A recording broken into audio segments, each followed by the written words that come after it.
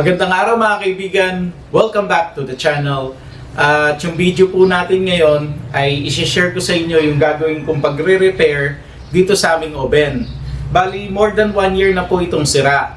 Pero nadala ko naman siya noon sa service center.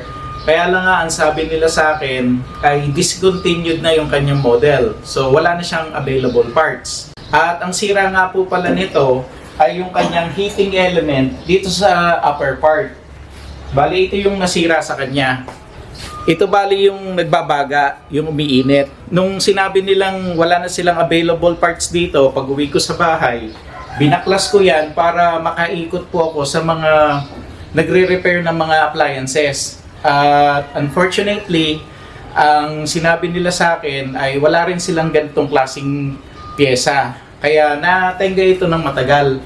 Pero recently, nung nagbabrowse ako sa online, especially sa Shopee, napansin ko na meron palang ganitong itsura na available sa kanila. Kaya lang nga, sa overseas yun, bali manggagaling pa ng China. Usually kasi dati, ang nakikita ko ay iba yung terminal, iba yung dulo rito, parang naka-letter L, in which hindi uubra yun dito sa ganitong klaseng oven. Ang kailangan ko talaga ay yung ganitong straight na mga terminal niya. Straight lang siya, diretso. So, nung makita ko po yon, ang second na naging problema ko, available lang siya in 110 volts. So, yung iba kasi merong 220. And hindi ko alam kung ano yung gagana dito sa aking oven. Chinek ko yung mga labels niya, wala naman akong makita na nasa 110 yung kanyang heating element. Pero ang price niya mura lang. Nasa around 400 pesos lang yun eh. Kaya sabi ko, why not subukan? Kung sakaling ma-repair ko siya, di good. Pero kung hindi, edi no choice na ako. I-scrap ko na itong oven na ito. So, 2 weeks ago yun, umorder po ako at dumating na siya. So, ito po yung dumating sa akin. At kung i-compare ko dito sa original, magkamukha sila. Ayan o. Parehas na parehas sila. Ang difference lang nila, medyo itong bago, mahaba lang siya ng mga nasa 4mm. In which, madali ko nang remedyohan yon. Ang importante, yung diameter niya, parehas lang sila. So, para po sa may the same problem na katulad sa akin, siguro ilalagay ko na lang po yung link nito sa description box para at least kung ganito rin po yung hindi nyo makitang pyesa, kahit papaano i-check nyo yung shop dahil iba-iba po ang sukat nito. Kailangan sukatin nyo pong maigi. Merong maikli, merong mahaba. So check nyo yung maigi. Ang pagsusukat po, kailangan mag-i-start dito sa white na ceramic hanggang dito sa kabilang white ceramic. Huwag nyo pong sukatin dito sa kanyang dulo ng kanyang thread. Kailangan dun sa white ceramic po kayo magsusukat. So, sukatin nyo kung gaano kahaba. Dun sa seller, marami po siyang available na mga sizes.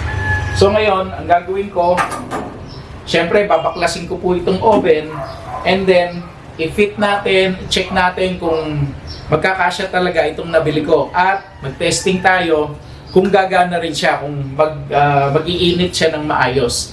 So, samahan niyo po ako. Gawin po natin to.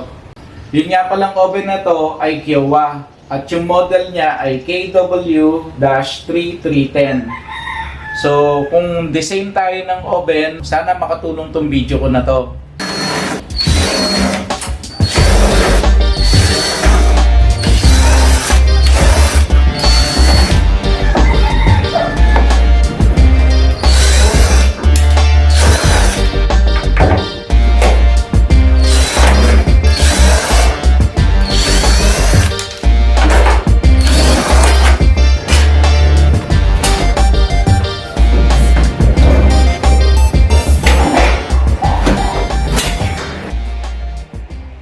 Ganito yung itsura ng loob niya. Dito nakalagay yung nasira na binaklas ko. So, ganyan lang naman yung mga connection ng mga heating element niya.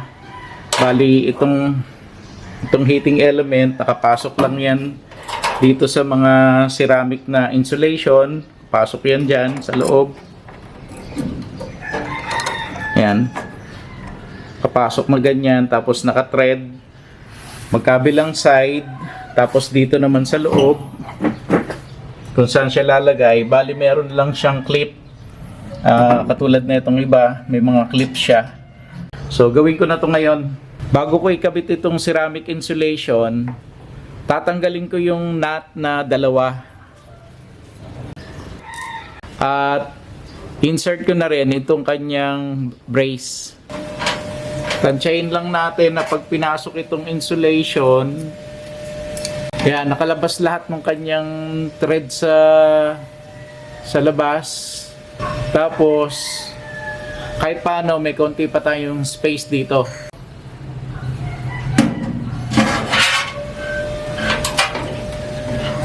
Ngayon, lagyan natin ng nut para hawakan itong kanyang ceramic insulation.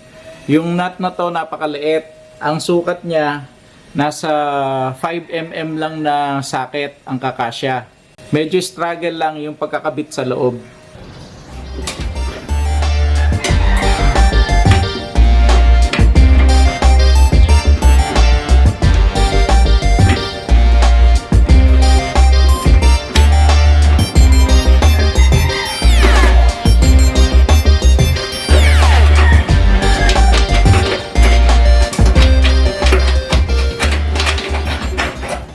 Medyo mataba na tong parting gitna. Hindi na siya makabaon, hindi na siya makapasok ng maayos.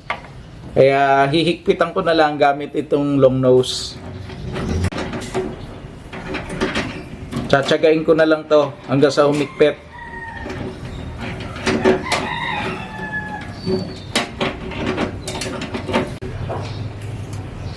Ayan.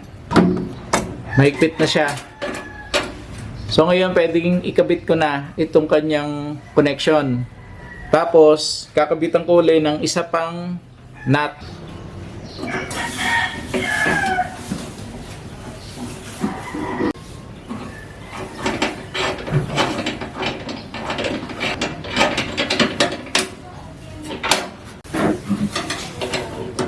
Tapos kailangan nito mahigpit din para hindi mag-loose yung connection niya.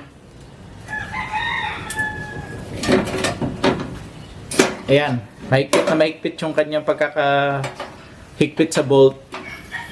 Doon naman tayo sa kabilang side.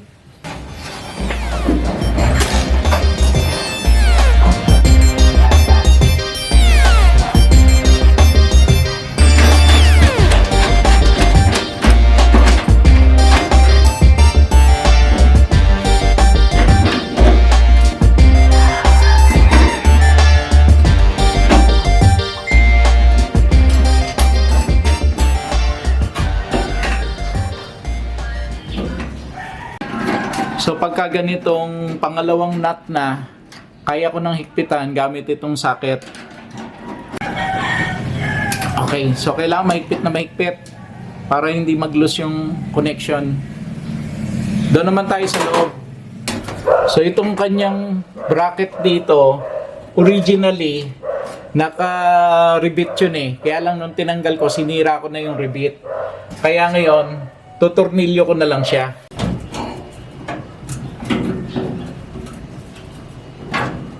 So ito, okay na siya. Tinornilyo ko lang.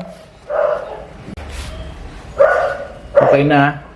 Bago ko assemble ito ng buo, testing muna tayo. Check natin kung mag-iinit, kung magbabaga siya. Lagay ko lang siya sa 200 degrees. Tapos lagay ko sa 10 minutes. Tignan natin kung mag-glow or babaga ba yung kanyang element. So kung napapansin nyo, umuusok siya ngayon. Tapos umiinit na, mainit na siya. Okay, check lang natin mamaya kung mag-glow na siya or magbabaga. So ito, nag-glow na siya. Nagbabaga na.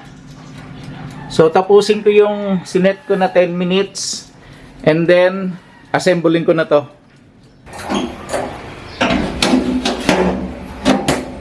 Ganun po lang po kadali ni-repair itong oven namin. Nahirapan lang po ako sa kanya sa paghahanap ng parts. Kasi nga, discontinued na yung model na ito. Kaya, kumbaga, hindi na rin available yung kanyang parts. So, kung pares po tayo ng problema sa mga oven nyo, sana po nakatulong tong video natin ngayon. And if you like this video, please share, like, and subscribe to my YouTube channel. And don't forget to click the notification bell para po lagi kayong updated every time na mag-upload po ako ng bagong video. So mga kaibigan, marami pong salamat and I will see you again on my next video. God bless!